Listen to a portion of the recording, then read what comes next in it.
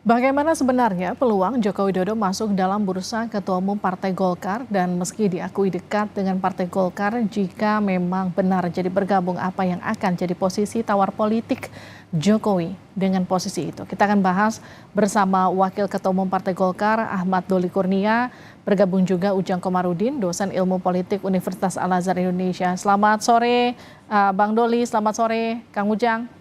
Selamat sore Mbak Livi, Bang Doli, Assalamualaikum. Waalaikumsalam. Kita sambil menunggu Bang Doli ikut bergabung. Saya tanyakan dulu ke Kang Ujang. Jadi kalau melihat nama Jokowi masuk dalam bursa ketua umum, apa yang Anda lihat posisi tawar Golkar dan juga Jokowi dalam transaksi ini? Ya kalau saya melihat ya sebenarnya saling membutuhkan satu sama lain. Tetapi ini lebih menguntungkan Pak Jokowi ya. Kenapa lebih menguntungkan? Karena kita tahu Pak Jokowi di Oktober nanti itu akan selesai masa jabatannya, tidak punya perahu, katanya tidak punya rumah, tidak punya benteng ketika beliau sudah tidak menjabat lagi sebagai presiden, maka butuh Partai Golkar. Tetapi memang di aturan internal Partai Golkar sendiri kan sangat ketat untuk bisa menjadi ketua umum. Oleh karena itu ya kita lihat saja dinamikanya ke depan seperti apa. Saya melihat ya Jokowi butuh Golkar, Golkar butuh Jokowi. Tetapi yang sangat membutuhkan Golkar adalah Pak Jokowi.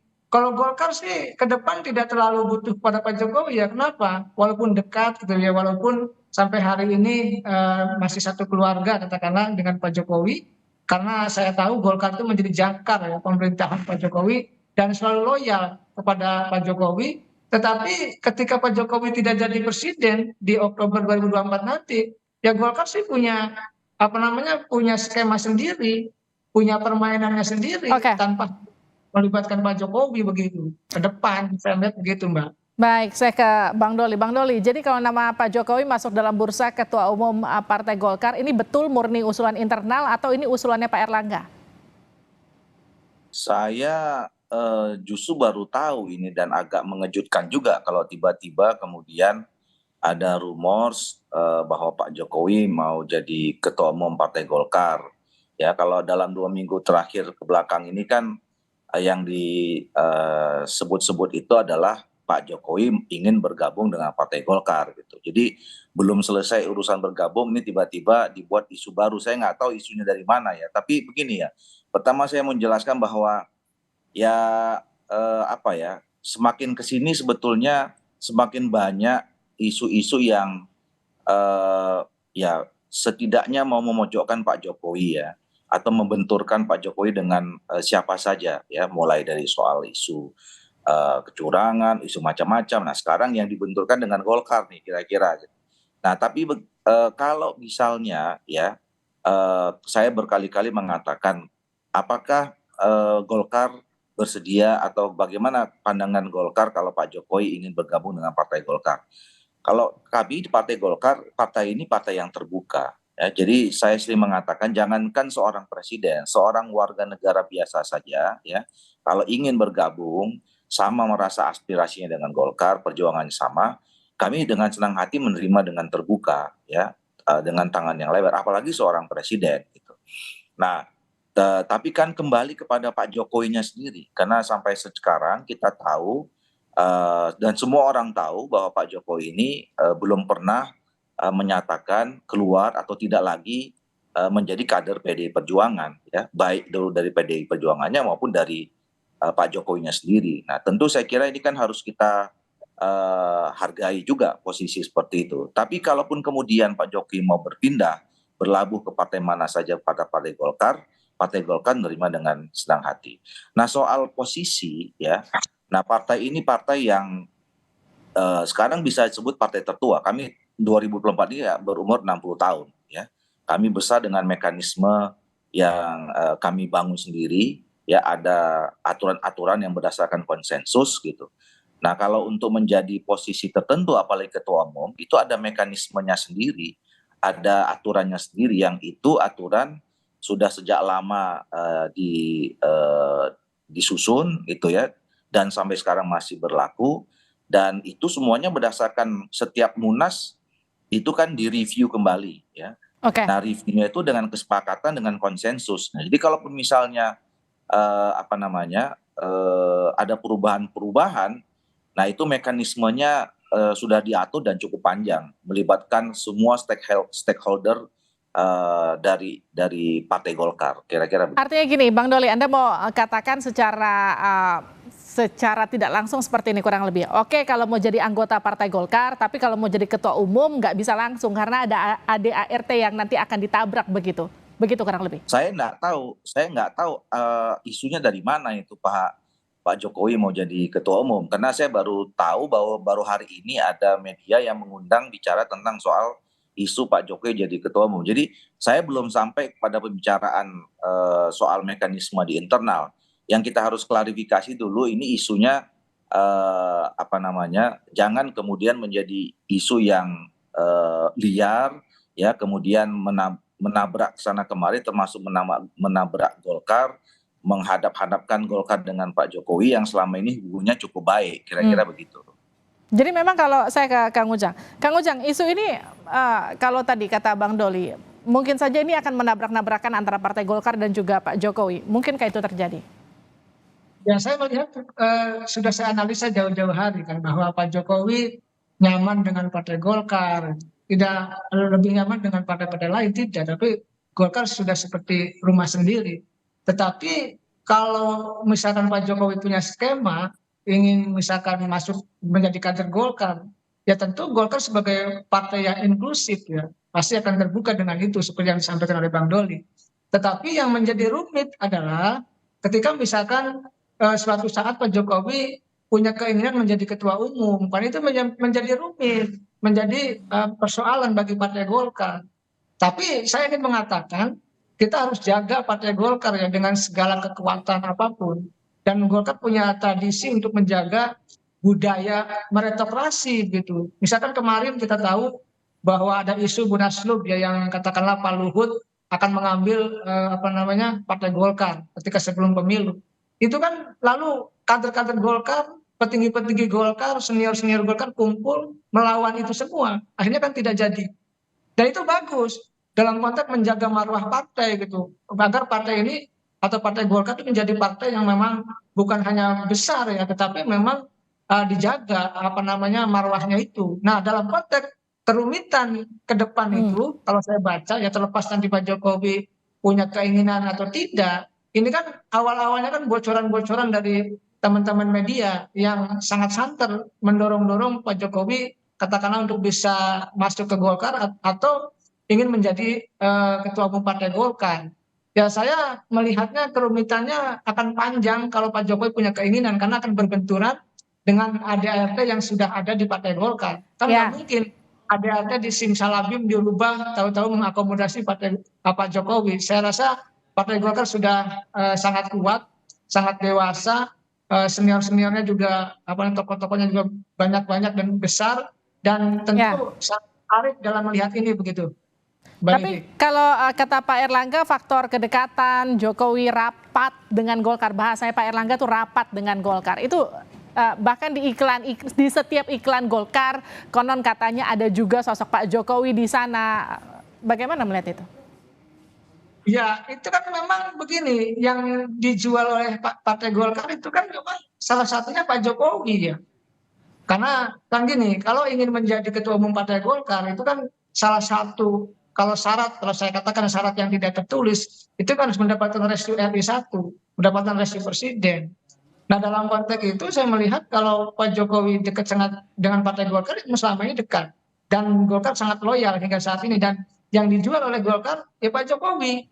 Yang kedua, Golkar itu kenapa misalkan menjadi naik suaranya, ya Bang Doli tahu persis karena beliau ketua pemenangan pemilu ya. Ya karena kerja keras dari kader-kader partai untuk bisa membesarkan partai. Saya meyakini itu yang menjadi titik poin hubungan baik antara Golkar dengan Pak Jokowi. Tetapi tadi bisa akan menjadi kerumitan ketika misalkan Pak Jokowi punya keinginan untuk menjadi ketua umum. Itu yang menjadi catatan saya, entah benar entah tidak ya, kita lihat ke depan seperti apa begitu. Oke, saya ke Bang Doli, tapi peluangnya ada kan Bang? Peluang untuk jadi ketua umum? Ya kita nggak bisa berspekulasi ya. Pertama kita kan belum pernah mendapatkan konfirmasi. Jangankan bicara tentang mau jadi ketua umum, mau bergabung dengan Partai Golkar saja, kita belum pernah mendengarkan langsung pernyataan dari Pak Jokowi atau yang mewakili Pak Jokowi. Nah, jadi oleh itu makanya saya bilang kita jangan menduga-duga, jangan berspekulasi gitu ya. Siapapun ya kalau di Republik ini kan punya hak konstitusional untuk bergabung memilih bergabung dengan ormas atau organisasi partai politik manapun gitu. Dan itu harus yang apa namanya dinyatakan dari yang bersangkutan siapapun di Republik ini gitu. Nah, jadi kata saya mau jelaskan sedikit tadi soal kedekatan ya. Memang Partai Golkar dan Pak Jokowi ini adalah partai yang sangat dekat. Dan saya kira ini menjadi sebuah konsekuensi dari ketika memang Golkar sejak awal ya memberikan dukungan dan mengusung Pak Jokowi sebagai presiden untuk periode yang kedua. Dan kita menjadi partai yang sangat konsisten membela dan kemudian merawat menjaga ya berbagai kebijakan pemerintahan Pak Jokowi dan Maruf Amin. Nah, bahkan kita sering juga dicanda-candain gitu, misalnya Partai Golkar ini lebih Jokowi dibanding partai politik yang lain, partainya Pak Jokowi sendiri gitu. Nah, buat kita nggak ada masalah karena itu wujud konsistensi kami terhadap pilihan kita berada di dalam koalisi pemerintahan gitu. Nah, bahwa kemudian di dalam pileg, dalam pilpres gitu ya, kemudian kami menunjukkan kedekatan kami, ya itu bukan sesuatu yang dibuat-buat. Kami memang selama 5 tahun ini hubungan Partai Golkar dengan Pak Jokowi cukup baik, gitu, cukup dekat. Dan berapa kali Pak Jokowi mengatakan bahwa beliau cukup nyaman dengan Partai Golkar. Bang Doli gini, dalam satu kesempatan Pak JK sempat menyatakan gini, kurang lebih ada ADART yang ditabrak kalau Pak Jokowi jadi ketua umum Golkar. Tapi itu bukan berarti tidak mungkin. Artinya mungkin saja ADART itu diubah, termasuk lewat Munaslup mungkin salah satunya. Undang-undang aja bisa diubah salah satunya. Gimana tuh Bang Doli? Memang tidak ada yang tidak bisa dirubah aturan-aturan di dunia ini. Kalau menurut saya cuma Al-Quran aja yang nggak bisa dirubah gitu ya. Nah, apalagi anggaran dasar dan rumah tangga. Nah, tapi tadi saya katakan ya, Golkar ini adalah partai yang cukup matang ya. Kita sudah berjalan menjalani sejarah sudah hampir 60 tahun ini, dan kita besar itu karena memang kita committed dengan apa yang menjadi konsensus dan kesepakatan kita gitu ya. Nah, jadi kalaupun kemudian ada perubahan-perubahan itu dilalui dengan mekanisme yang cukup panjang ya. Tentu forum yang paling tertinggi adalah Musyawarah Nasional, di mana Musyawarah Nasional itu pemegang hak suaranya adalah DPD provinsi dan kabupaten kota, dan juga ada dewan-dewan di sana ya. Terus kemudian ada ormas-ormas yang berada di lingkungan Partai Golkar. Nah, jadi kalau misalnya ada pun perubahan itu tergantung dari konsensus kesepakatan yang diambil oleh semua stakeholder partai. Oke, saya ke narasumber saya, Kang Ujang. Kang Ujang, kalau bicara gini, jabatan presiden kan sudah dipegang Pak Jokowi, sudah 2 periode. Setelah ini, seperti yang tadi Anda katakan, beliau butuh perahu setelah tidak lagi menjadi presiden. Partai Golkar mungkin jadi salah satu opsinya. Menurut Anda, adakah kemungkinan terbuka selain Partai Golkar yang juga memungkinkan Pak Jokowi untuk masuk ke dalam dan jadi ketua umumnya? Ya ada sebenarnya Partai Gerindra, tapi Partai Gerindra agak sulit karena bagaimanapun kan Partai Gerindra ketua umumnya Pak Prabowo yang butuh pijakan juga sebagai presiden untuk memperkokoh dirinya agar ya sebagai katakanlah nanti pemimpin koalisi ya sebagai ketua umum partai. Jadi pilihan yang menurut hemat saya yang rasional itu memang ya di Golkar. PSI partai kecil gitu, PAN ya partai kelas menengah. Jadi yang paling seksi untuk bisa berkawan ya dengan Pak Jokowi ya Partai Golkar. Tapi tadi ada kerumitan-kerumitan tersendiri jika misalkan Pak Jokowi berkeinginan menjadi ketua umum tadi. Apalagi yang disebutkan Pak JK tadi di layar Kompas ya, bahwa ya bisa saja gitu merubah itu. Nah itu kan menjadi persoalan karena begini, ini saya tidak mau mengandai-andai ya, tidak mau mendahului juga. Ini akan menjadi kerumitan ketika misalkan munasnya yang Desember tahu-tahu diajukan ke September. Tentu saya tidak mau spekulasi ya, tetapi namanya politik ini kan sangat mungkin dan sangat bisa terjadi, apapun bisa terjadi.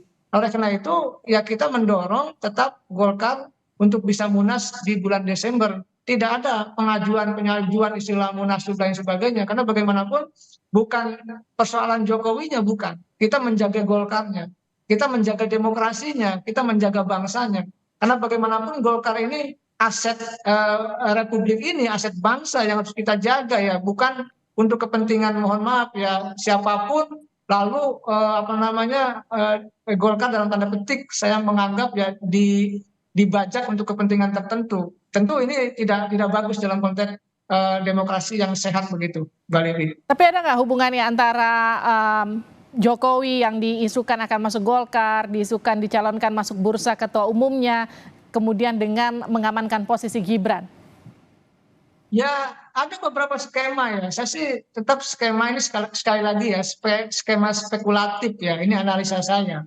Kalau di bulan Desember munasnya, Jokowi tidak punya peran untuk bisa katakanlah punya pengaruh besar di Partai Golkar karena sudah tidak lagi menjadi presiden.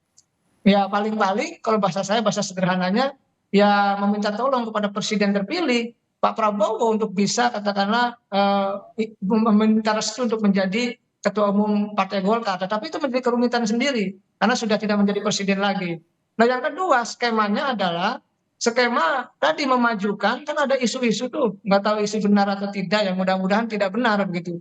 Munasnya akan dimajukan ke bulan September, sehingga ketika munasnya itu jadi munaslup di bulan September, Pak Jokowi masih jadi presiden, masih bisa tunjuk sana sini, bisa berpengaruh, bisa kuat, tanda petik mohon maaf ya, bisa merubah ADART, bisa masuk. Tapi saya katakan ini merusak Partai Golkar, demokrasi begitu.